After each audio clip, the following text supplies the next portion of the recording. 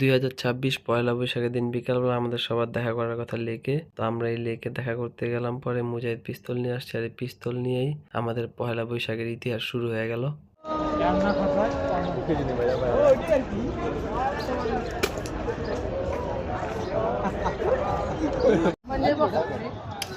লাগে বেটা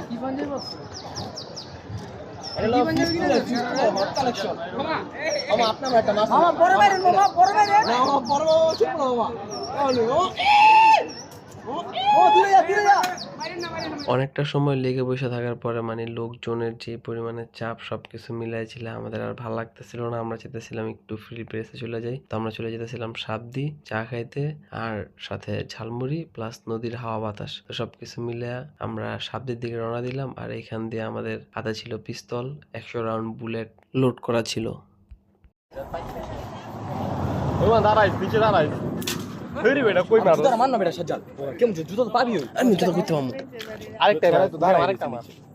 তোমার জুতোটা মারো না রে ভাই।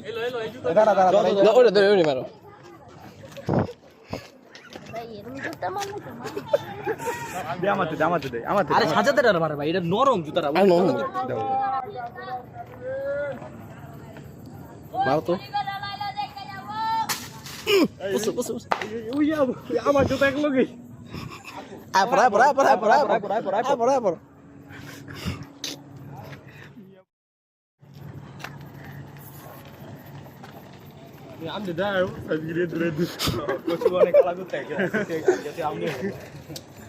আম গাছ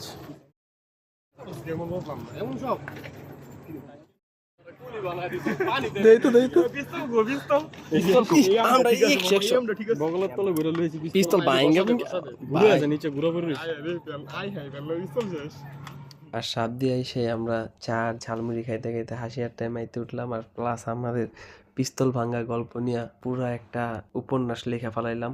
আর সাবদি থেকে আইসে সাথে সাথে আমরা মেলায় চলে আসলাম, কারণ আমাদেরও সেফটির জন্য পিস্তল লাগবো।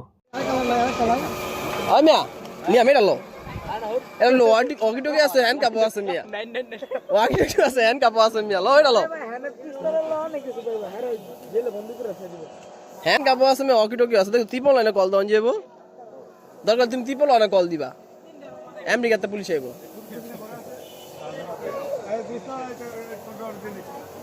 ডিপজল পিস্তল কিনতে আছে, ডিপজল পিস্তল কিনো ভাইয়া।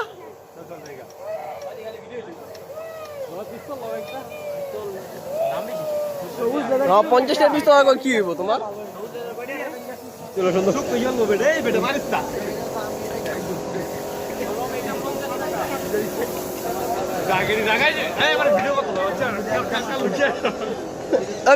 আমি ভিডিও করতেছি না ভাইয়া।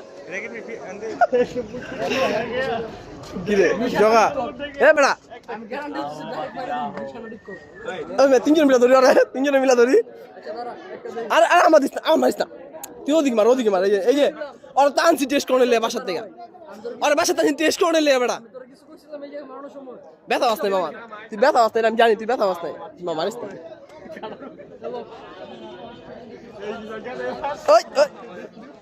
এই যে আমার কাছে আছে, আমারটা 100, আমারটা 100।